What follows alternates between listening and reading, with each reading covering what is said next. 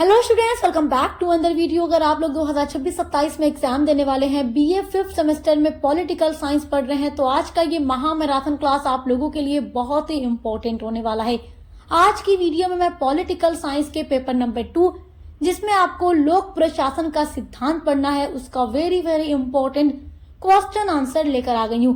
पिछले कई सालों से ये क्वेश्चंस लगातार एग्जाम में पूछे जा रहे हैं, तो उन क्वेश्चन का आंसर मैं आज की वीडियो में आपको बताऊंगी। अगर अभी तक आपने कुछ भी नहीं पढ़ा है तो इस वीडियो में बताए गए सभी प्रश्नों के उत्तर आप लोगों को तैयार कर लेना है, क्योंकि ये हर साल बीए के एग्जाम में पूछे जाते हैं। तो चलिए बिना देर किए इस वीडियो को स्टार्ट करते हैं। और एक बात और आपसे कहूंगी, आपका जो पेपर नंबर 1 है पॉलिटिकल साइंस का, तुलनात्मक शासन एवं राजनीति, उसका भी महासंग्राम क्लासेस हमने चैनल पे अपलोड कर दी है। टोटल 8 यूनिट्स हमने अपलोड कर दी है। पेपर 1 एंड पेपर 2 दोनों की अलग अलग प्लेलिस्ट बनी हुई है, जो आपको मिल जाएगी इसी वीडियो के डिस्क्रिप्शन बॉक्स में लिंक। आप देखकर अच्छे से पढ़ाई कर सकते हैं। चलिए आज का ये महा मैराथन क्लास स्टार्ट करते हैं। तो देखिए, आपका पहला वेरी इंपॉर्टेंट क्वेश्चन है, पॉज्ड कर्व का वर्णन कीजिए। तो पॉज्ड कर्व बहुत ही इंपॉर्टेंट क्वेश्चन है आपके एग्जाम के पॉइंट ऑफ व्यू से। ये हर साल आपके पेपर में पूछा जाता है, मैंने कई सालों का पेपर देखा है। तो देखिए, सबसे पहले तो आप ये लिखिएगा कि पॉज्ड कर्व शब्द जो है, इसको सबसे पहले किसने समझाया, किसने दिया? तो लूथर गुलिक ने प्रशासन के कार्यों को समझाने के लिए सबसे पहले पॉज्ड कर्व शब्द दिया था। अब ये जो पॉज्ड कर्व वर्ड है, ये इंग्लिश के साथ, देखो यहाँ पे लिखा है ना कि अंग्रेजी शब्दों के यानी इंग्लिश के साथ वर्ड का पहला अक्षर है। पी से देखो क्या होता है, प्लानिंग। ओ से ऑर्गेनाइजिंग, एस से है स्टॉफिंग, डी से डायरेक्शन, यहाँ पे सी ओ का मतलब है कोऑर्डिनेशन, आर का मतलब है रिपोर्टिंग, बी का मतलब है बजटिंग। यानी 7 वर्ड हैं इंग्लिश के, उनका पहला वर्ड है पॉज्ड कर्व। यहाँ पर सी ओ एक ही वर्ड है, कोऑर्डिनेशन। चलिए अब इसको कैसे एग्जाम में एक्सप्लेन करके लिखेंगे उसको समझिए। सबसे पहले आप पॉज्ड कर्व का जो पहला लेटर है पी, उसको एक्सप्लेन करेंगे। पी का मतलब प्लानिंग, जिसको हिंदी में कहते हैं योजना बनाना। जैसे कार्यों को कैसे कब करना है, किस तरीके से करना है, इसकी पूरी एकदम अच्छे से योजना बनाना, प्लानिंग करना। देखो, कोई भी काम जब होता है, चाहे कोई उत्पादन के क्षेत्र में हो, कोई फैक्ट्री हो या कोई भी प्रशासन का काम हो, उसको करने से पहले उसकी पूरी योजना बनाई जाती है। उस योजना को इंग्लिश में प्लानिंग कहते हैं। और प्लानिंग का पहला लेटर जो है पी है। तो पॉज्ड कर्व में पहले आप पी देखते हैं। पॉज्ड कर्व में दूसरा है ओ। ओ का मतलब है ऑर्गेनाइजिंग, यानी संगठन, कार्यों को बांटना और उन्हें व्यवस्थित रूप से रखना। अब प्रशासन का जो भी काम करना है, किसको क्या काम करना है, कब कैसे किस तरीके से करना है, कामों को बांट देना कि इसका क्या काम है, इसका क्या काम है, और व्यवस्थित रूप से उस काम को करना, ये ऑर्गेनाइजिंग है यानी संगठन है। एस है, एस का मतलब है स्टाफिंग। स्टाफिंग का मतलब कर्मचारियों की व्यवस्था। देखो, जो कर्मचारियों की पूरी व्यवस्था उसको स्टाफ बोलते हैं। जितने भी कर्मचारी होते हैं, जिस भी ऑफिस में बात कर लें या प्रशासन के क्षेत्र में बात कर लें, उनको क्या बोलते हैं, पूरा स्टाफ हमारा है, इतने लोगों का स्टाफ है। सुनते हैं ना आप इस तरीके की बातें। तो जब प्रशासन का भी काम होता है तो कर्मचारियों की व्यवस्था की जाती है, जिसको बोलते हैं स्टाफिंग। और इसका पहला देखो अक्षर क्या है, एस। तो इसका मतलब है योग्य कर्मचारियों की नियुक्ति करना, जो उस काम को करने के योग्य हों, उन्हीं को चुनना, प्रशिक्षण देना और पद स्थापन करना, यानी उनको ट्रेनिंग वगैरह देना, आपको क्या काम करना है और उनको उस पद पर रखना। उसके बाद है डायरेक्टिंग। पॉज्ड कर्व में डी जो आप देख रहे हैं, उसका मतलब है डायरेक्टिंग, यानी निर्देशन देना। तो देखिए,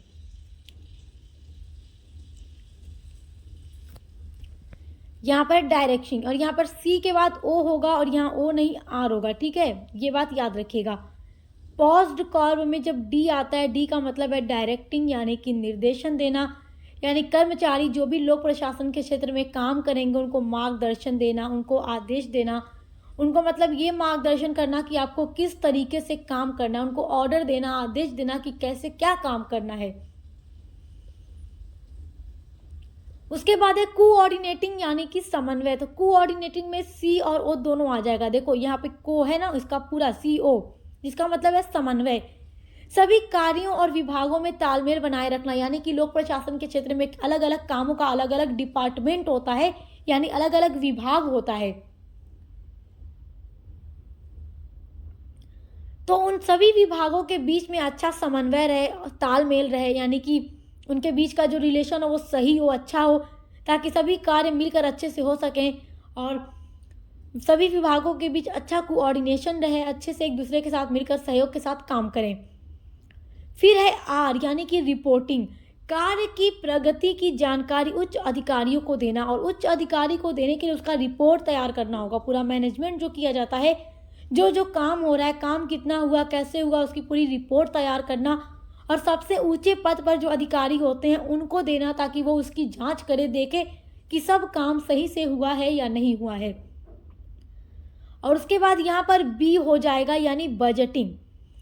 बजटिंग तो देखो, बजट बनाना यानी आय व्यय का हिसाब रखना और बजट तैयार करना, मतलब कि कितना काम हुआ, कैसे हुआ, इन सब चीज़ों की पूरी, मतलब कि जो भी खर्चा हुआ, जो भी आय है, जो भी व्यय हुआ, यानी खर्च हुआ, कितनी आय आई, इन सब का पूरा हिसाब रखना, बजट तैयार करना, ये पूरा अलग अलग पॉज्ड कर्व का अलग अलग वर्ड अलग अलग इस चीज़ को रिप्रेजेंट करता है। आई होप कि आप पॉज्ड कर्व के बारे में ये समझ गए होंगे। चलिए अगला क्वेश्चन देखते हैं। अगला क्वेश्चन है आपका लाइन और स्टाफ, यानी लाइन क्या है और स्टाफ क्या है। इसका अर्थ एग्जाम में पूछ चुका है कई बार। तो लाइन अलग चीज़ है, स्टाफ अलग चीज़ है, लोक प्रशासन के क्षेत्र में ही। तो देखते हैं पहले लाइन, उसके बाद स्टाफ। एग्जाम में आप ऐसी अलग अलग हेडिंग डालकर लिखेंगे तो आपको नंबर काफ़ी अच्छा मिलेगा। लाइन देखो, लाइन के अंतर्गत वे अधिकारी या वे कर्मचारी होते हैं जिनके पास निर्णय लेने का पूरा अधिकार होता है और आदेश देने का अधिकार होता है। यानी कि जो अधिकारी या कर्मचारी किसी भी काम के मामले में फैसला लेंगे कि काम को किस तरीके से करना है, और फिर वो अपने जो भी अधिकारी हैं वो फैसला करेंगे, फिर वो कर्मचारियों को जो भी होंगे उनको आदेश देंगे, उनके अंडर में जितने भी लोग होंगे काम करने वाले उनको ऑर्डर देंगे कि इस तरीके से तुमको काम करना है। तो लाइन के अंदर वो सारे अधिकारी या कर्मचारी आते हैं जिनको काम के क्षेत्र में पूरे निर्णय लेने का अधिकार हो, ऑर्डर देने का अधिकार हो। ये सीधे संगठन के मुख्य कार्य से जुड़े होते हैं, जैसे उत्पादन का कोई काम हो गया, इन सब ऑर्डर लेने का काम हो गया। जैसे अगर उत्पादन के क्षेत्र में हम बात करें तो उत्पादन का काम हो गया, ऑर्डर देने लेने का काम हो गया, ये इनके अंतर्गत आता है, जो लाइन के अंतर्गत अधिकारी या कर्मचारी होते हैं। जैसे कोई प्रबंधक है यानी मैनेजमेंट करने वाला है, कोई फैक्ट्री का मैनेजर है या कोई प्रधानाचार्य है, ये लोग निर्णय लेते हैं, आदेश देते हैं, तो वो लाइन के अंतर्गत आएंगे। अब उसके अलावा है स्टाफ। स्टाफ के अंतर्गत वे अधिकारी होते हैं जो सलाह देते हैं, सहायता और विशेषज्ञ ज्ञान प्रदान करते हैं। जैसे कि कोई भी देखो, जैसे बहुत सारी आप कंपनी का ही एग्जांपल ले सकते हो कि उसकी बड़ी बड़ी फैक्ट्री चल रही है, उत्पादन हो रहा है, तो ऑर्डर जो भी लिया दिया जा रहा है उसके अंतर्गत तो लाइन वाले अधिकारी आ रहे हैं, लेकिन उसको पूरा मैनेज मतलब कि सलाह कैसे देना है कि काम कैसे होगा, हेल्प कैसे करना है, मतलब जो ज्ञान होता है किस तरीके से क्या करना है, सलाह देने वाले जो होते हैं वो स्टाफ के अंतर्गत आते हैं। इनके पास आदेश देने का कोई अधिकार नहीं होता, ये सलाह देते हैं, सहायता करते हैं या विशेषज्ञ ज्ञान प्रदान करते हैं। जैसे कि आप इसके अंतर्गत उदाहरण ले सकते हो, कानूनी जो सलाहकार है या जो लेखा अधिकारी है या जो तकनीकी विशेषज्ञ हैं, वो सब स्टाफ के अंतर्गत आएंगे। आपका अगला क्वेश्चन है लोक प्रशासन का अर्थ लिखिए। आपका अगला वेरी वेरी इंपॉर्टेंट क्वेश्चन है लोक प्रशासन का अर्थ लिखिए। ये आपका बहुत ही इंपॉर्टेंट क्वेश्चन है, हर साल ये क्वेश्चन एग्जाम में पूछता है, क्योंकि आपके पेपर का नाम ही है लोक प्रशासन के सिद्धांत। तो लोक प्रशासन क्या है, इसका महत्व क्या है, ये सब एग्जाम में पूछता है, और सारे क्वेश्चंस को मैंने इस वीडियो के अंदर रखा है ताकि आप लोग इसके बारे में अच्छे से तैयारी कर लें, क्योंकि ये क्वेश्चन बहुत इंपॉर्टेंट है। लोक प्रशासन क्या होता है इसके बारे में तो हमने यूनिट्स भी पूरी डिटेल में अपलोड की, अगर आप लोगों ने पढ़ी होगी हमारे साथ तो फिर बहुत अच्छी बात है, और जिन बच्चों ने नहीं पढ़ी वो पढ़ सकते हैं, क्योंकि आप सब कुछ पढ़े रहेंगे तो आपके लिए और अच्छा है। तो लोक प्रशासन का अर्थ है सरकार द्वारा जनता के कल्याण के लिए किए जाने वाले प्रशासनिक कार्य, यानी कि सरकार के द्वारा अपनी जनता के कल्याण के लिए जो भी प्रशासनिक कार्य किए जाते हैं, जो भी जनता के लिए होते हैं, वो लोक प्रशासन कहे जाते हैं। इसमें सरकार की नीतियों, कानूनों और योजनाओं को व्यवहार में लागू करने की प्रक्रिया शामिल होती है। लोक प्रशासन जो है राज्य और जनता के बीच सेतु का कार्य करता है। इसके अंतर्गत सरकारी विभाग, अधिकारियों और कर्मचारियों द्वारा किए गए सभी कार्य आते हैं, जैसे कानून व्यवस्था बनाए रखना, विकास योजनाओं का क्रियान्वयन, या फिर शिक्षा है, स्वास्थ्य है और सुरक्षा की व्यवस्था करना। ये सारे जो काम किए जाते हैं जनता के कल्याण के लिए सरकार के द्वारा, वो लोक प्रशासन कहे जाते हैं। लोक प्रशासन का मुख्य उद्देश्य जनहित की सेवा करना। जनहित का मतलब जनता की सेवा करना, जनता के हित में काम करना, जनता की सेवा करना ही लोक प्रशासन का मुख्य अर्थ होता है। समाज में सुव्यवस्था और विकास को सुनिश्चित करना और जनहित की सेवा करना, यही लोक प्रशासन का मुख्य उद्देश्य होता है। तो लोक प्रशासन का अर्थ ही यही है कि जनता के कल्याण के लिए सरकार द्वारा जो भी प्रशासनिक कार्य किए जाते हैं वही लोक प्रशासन है, और इसका मेन उद्देश्य होता है जनहित की सेवा करना और समाज में सुव्यवस्था और विकास को सुनिश्चित करना। चलिए अगला इंपॉर्टेंट क्वेश्चन आपका देखते हैं। आपका अगला क्वेश्चन है तकनीकी स्टाफ का अर्थ लिखिए। ये सारे क्वेश्चन कई बार एग्जाम में रिपीट हो चुके हैं, वो सारा इस वीडियो में आपको बता रही हूँ, जो 100% आपके एग्जाम में आएगा। तो आपने इन सारे क्वेश्चंस को बहुत अच्छे से पढ़ के जाना है, क्योंकि ये सब कुछ बहुत इंपॉर्टेंट है।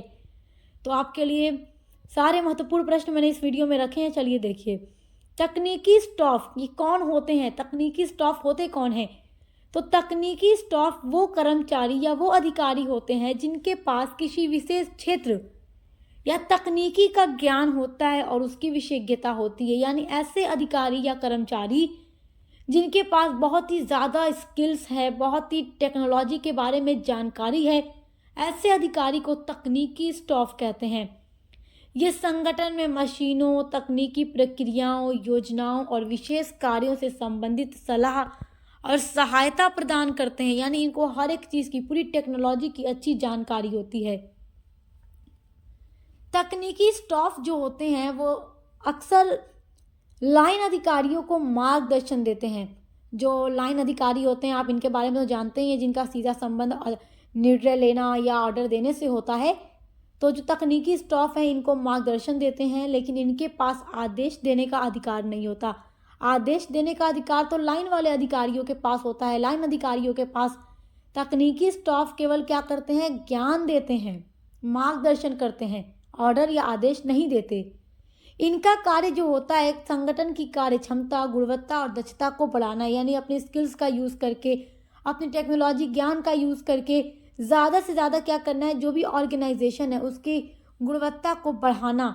इसके उदाहरण आप लिख सकते हैं एग्जाम में, जैसे कोई इंजीनियर हो गया, कोई तकनीशियन हो गया, कोई IT विशेषज्ञ हो गया, कोई मेडिकल तकनीशियन हो गया। ये सब तकनीकी स्टाफ का अच्छा एग्जाम्पल है। आपका अगला क्वेश्चन है लोक प्रशासन में नियोजन का क्या अर्थ है। ये क्वेश्चन आपके लिए बहुत इंपॉर्टेंट है। लोक प्रशासन में नियोजन, नियोजन का मतलब क्या है? 100% ये क्वेश्चन आपके एग्जाम में आएगा। लोक प्रशासन में नियोजन का अर्थ सरकार द्वारा जनता के हित में किए जाने वाले कार्यों और नीतियों के पूर्व निर्धारित योजना तैयार करना है। यानी कि सरकार द्वारा जो भी जनता के हित में काम किए जाते हैं, उन कामों को करने से पहले जो भी नीतियां बनाई जाती हैं उससे पहले पूरी योजना तैयार करना ही नियोजन है। यानी पहले पूरी प्लानिंग की जाती है, तब जाकर उस काम को अच्छे से किया जाता है। इसमें यह तय किया जाता है कि सरकारी उद्देश्य क्या होंगे, उन्हें प्राप्त करने के लिए कौन सी नीतियां अपनाई जाएंगी और किन साधनों का उपयोग किया जाएगा। पूरी प्लानिंग करना, पूरी योजना बनाना ही नियोजन है।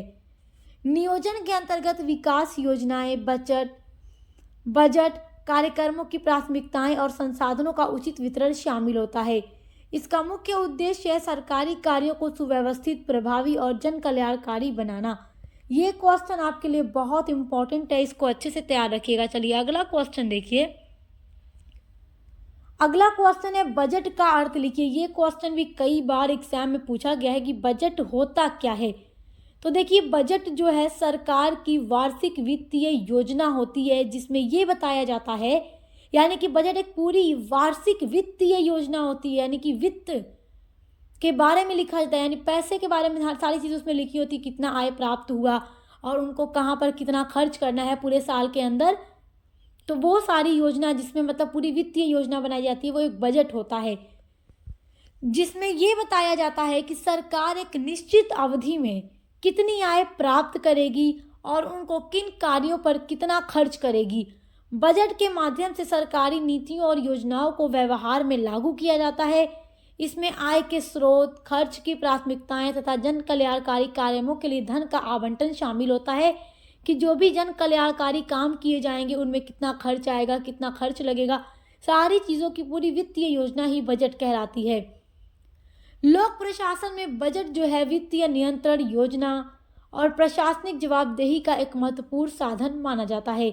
आपका अगला very very most important question है, लोक प्रशासन का महत्व बताइए। आपने अभी इससे पहले क्वेश्चन देखा है लोक प्रशासन का अर्थ, तो वो क्वेश्चन और ये वाला क्वेश्चन बहुत ही इंपॉर्टेंट है। ये दोनों मिलाकर एक में भी पूछ सकता है कि लोक प्रशासन का अर्थ लिखते हुए इसके महत्व का वर्णन कीजिए। तो आपको पूरी बात एक में लिखनी होगी, तो इसको बहुत ध्यान से समझिएगा, क्वेश्चन आपका बहुत इंपॉर्टेंट। तो लोक प्रशासन का महत्व देखिए, लोक प्रशासन जो है आधुनिक राज्य की रीढ़ है। जैसे इंसानों में रीढ़ की हड्डी अगर ना हो तो इंसान चल फिर नहीं सकता, टूट जाए या कुछ हो जाए, तो वैसे ही लोक प्रशासन जो है आधुनिक राज्य की रीढ़ है। ये सरकार की नीतियों, कानूनों और योजनाओं को व्यवहार में लागू करता है। लोक प्रशासन के माध्यम से शिक्षा, स्वास्थ्य, सुरक्षा, परिवहन और कल्याणकारी सेवाएं जनता तक पहुंचती हैं। क्योंकि देखो, लोक प्रशासन का मतलब ही है कि जनता के हित में काम करना, जनता की सेवा करना, जनता के कल्याण के लिए सरकार के द्वारा काम करना, नीतियां बनाना, उनको लागू करना, ताकि जनता तक वो सारी चीज़ें पहुंच सकें। तो ये लोक प्रशासन का महत्व है। ये सरकार और नागरिकों के बीच सेतु का कार्य करता है तथा शासन को भी प्रभावी बनाता है। लोकतांत्रिक व्यवस्था में लोक प्रशासन जो है जनता के अधिकारों की रक्षा करता है और सामाजिक न्याय को बढ़ावा देता है। तो ये बहुत इम्पोर्टेंट है। विकास योजनाओं का सफल क्रियान्वयन, कानून व्यवस्था को बनाए रखना और राष्ट्रीय प्रगति सुनिश्चित करना ही लोक प्रशासन का मुख्य महत्व है। क्वेश्चन आप ये तैयार करिएगा। चलिए अगला क्वेश्चन देखिए, सुशासन, दिस इज वेरी इंपॉर्टेंट। सुशासन क्या है, जिसको इंग्लिश में बोलते हैं गुड गवर्नेंस। तो क्या होता है सुशासन, इसका अर्थ आप एग्जाम में कैसे लिखेंगे, क्योंकि देखो ये कई बार पूछ चुका है एग्जाम में। मैंने कई सालों का पेपर देखा है आपके पॉलिटिकल साइंस के पेपर 2 का, तो ये सारे क्वेश्चंस उसमें पूछे गए हैं, तो आपको बहुत अच्छे से तैयार रखना है। और आपका जो पॉलिटिकल साइंस का पेपर नंबर 1 है, तुलनात्मक शासन एवं राजनीति, उसकी भी टोटल 8 यूनिट्स हमने पढ़ा दी है। उसके लिए भी महासंग्राम क्लासेस, ये मॉडल पेपर सब कुछ हमने अपलोड किया है। लॉन्ग आंसर टाइप क्वेश्चंस की अलग वीडियो अपलोड है, शॉर्ट आंसर टाइप के लिए अलग वीडियो अपलोड है। तो आप देख कर पूरा तैयार कर लीजिएगा। और जिन बच्चों का ऑब्जेक्टिव्स टाइप पेपर होगा यानी MCQ बेस्ड होगा, उनके लिए भी सारी वीडियो हमने अपलोड की है। हर एक तरीके से आपकी पढ़ाई success master point YouTube channel पर कराई जाती है। तो आप इसको ज़्यादा से ज़्यादा शेयर कीजिए ताकि हर बच्चे तक हम पहुंच सकें, हर बच्चा हमसे अच्छे से पढ़ाई करके एग्जाम में पास हो सके। सुशासन का मतलब है किसी भी सामाजिक राजनीतिक इकाई, यानी कि कोई सामाजिक इकाई हो या राजनीतिक इकाई हो, जैसे सरकार या संगठन, सरकार हो या संगठन, जैसे कोई भी संगठन होता है या कोई भी सरकार है, यानी सामाजिक या राजनीतिक दोनों के बीच में ये काम करता है सुशासन। तो सुशासन का मतलब है किसी सामाजिक राजनीतिक इकाई जैसे सरकार या संगठन द्वारा इस तरह से शासन करना जो पारदर्शी हो, जवाबदेह हो, कुशल हो, निष्पक्ष हो और जन केंद्रित हो, यानी जनता पर केंद्रित हो, जनता के हित में हो, जिससे लोगों के जीवन में सकारात्मक बदलाव आए, अच्छा बदलाव आए और विकास के भागीदारी बने और लोगों का जीवन डेवलप हो, आगे बढ़े। इसमें कानून का शासन, मानवाधिकारों का सम्मान, भ्रष्टाचार पर रोक और सभी नागरिकों की भागीदारी सुनिश्चित की जाती है। क्वेश्चन इंपॉर्टेंट है। चलिए अगला क्वेश्चन देखिए। अगला इंपॉर्टेंट क्वेश्चन है जन सूचना अधिकार। ये भी इंपॉर्टेंट है, कई बार पेपर में रिपीट हो चुका है। जन सूचना अधिकार, जिसको इंग्लिश में राइट टू इंफॉर्मेशन कहते हैं और शॉर्ट में इसको RTI इंग्लिश में लिखा जाता है।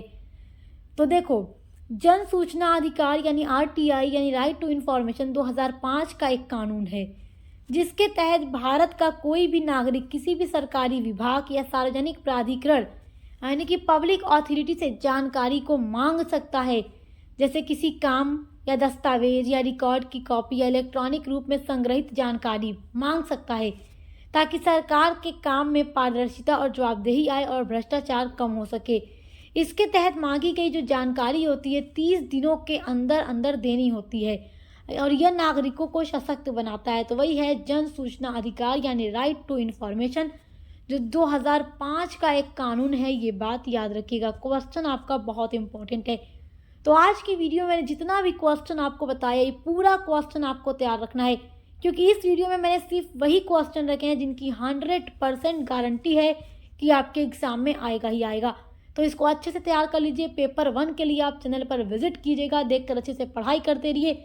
अगर आप कोई भी सब्जेक्ट पढ़ते हो तो उसकी भी क्लासेस चैनल पे चल रही है, देखकर अच्छे से पढ़ाई करते रहिए। Best of luck. अब मिलते हैं अगली वीडियो के साथ।